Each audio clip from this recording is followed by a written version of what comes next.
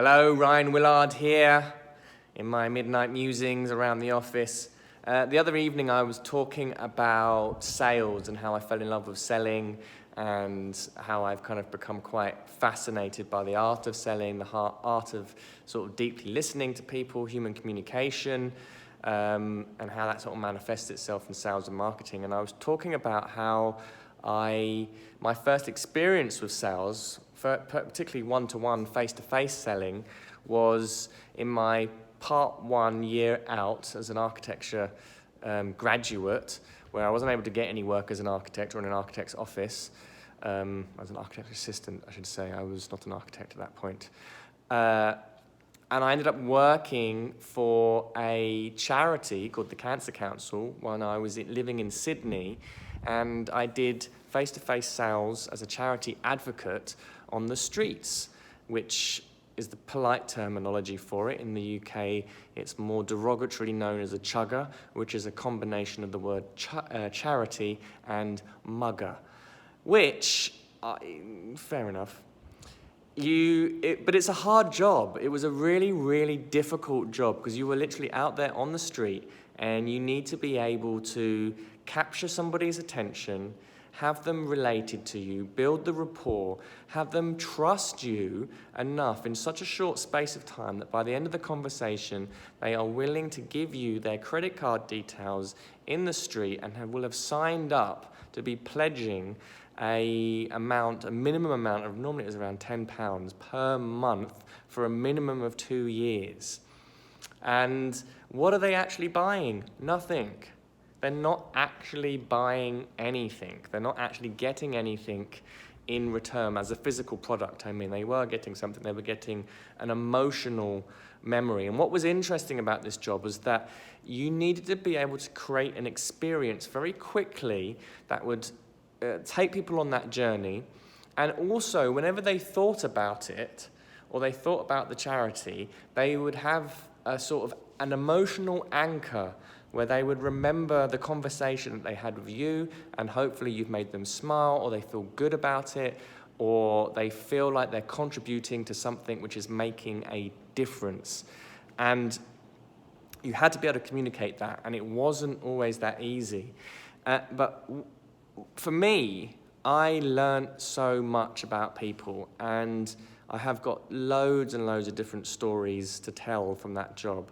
But one that really sticks out in my mind that was very, very moving, and probably one of the most sort of incredible experiences I've had of another human being, was I was working in the central business district in Sydney with all the large corporate glass buildings, I think underneath one of the Renzo Piano buildings, and there's all these kind of corporate squares, and it's all very grandiose. And there was this lady who was running about, and she was looking for a post office, and she was like, "Excuse me, mate, do you know where the post office is?" And I was like, "I can tell you where the post office is, but you've got to stop and listen to my spiel." And she was like, no, I haven't got time for that. And then I saw her running off again, and then she ran back, and she's like, "No, I didn't know where the post office was anyway." And then she comes back, she says, "Oh, where's the post office?" And I was like, "I'm really sorry, maybe we can have a chat instead." And she was like, "Okay." And I was very friendly and very pleasant and very, making light of the situation. And that was one thing I always learned. Always, always, always, always give out good energy. Always good energy. That was the main thing. If you were able to be having your own little private party on the street, people would be either come attracted to you, or they would, even if they're just walking past and they're pissed off, and you can give them good vibes, then, you're doing your job. That was the job. Anyway, she found the post office, she walked past, and I said to her, "Did you find the post office all right?" And she was like, "Yes, I did, thank you." And she came and she said, "Come on then, what is it? What is it that you're doing here?" And I said, "Well, I'm here for the Cancer Council." And I had my little pitch prepared, whatever it was. I think it was some sort of new, I can't remember what the vaccine was. There was something. It was some sort of test that they'd recently had some big breakthroughs in. Anyway, I had a little spiel about that.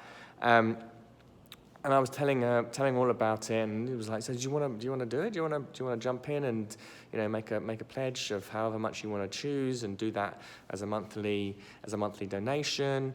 And she said, yeah, all right, actually, I will do that. And I was like, okay, great, fantastic. It was always exciting when somebody was gonna register to do it. And at the top of the form was always a space that said, you can make this out in memory of somebody that you've known who's either beaten cancer or someone that you've known who you've lost to cancer.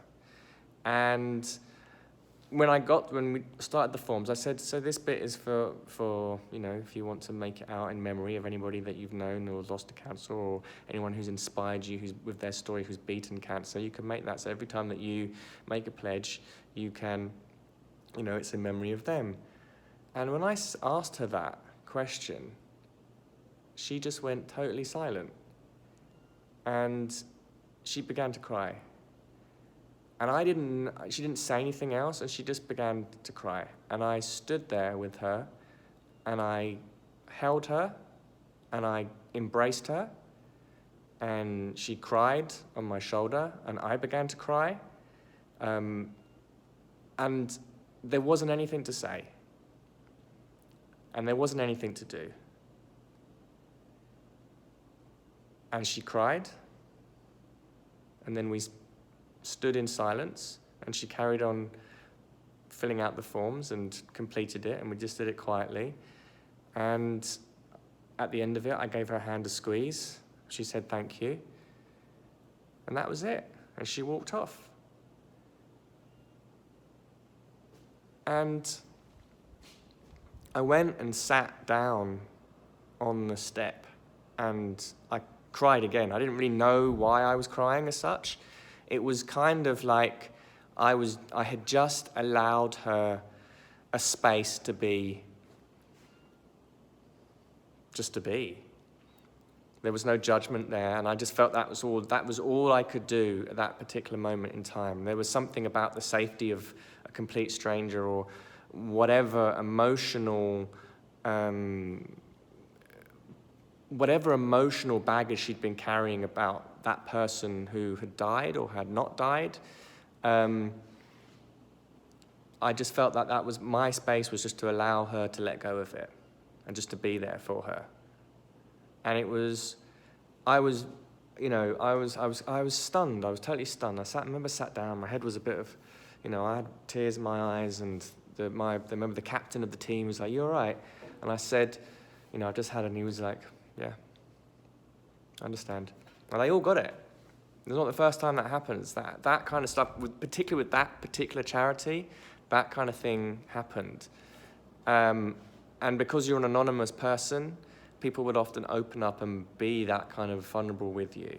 And it was a very, very profound experience, and a very, very beautiful human experience that really opened me up to the power of just human communication, and the power of just being there for people and being open and listening. So that's one of my tales from that job, and I'll share some more with you very shortly.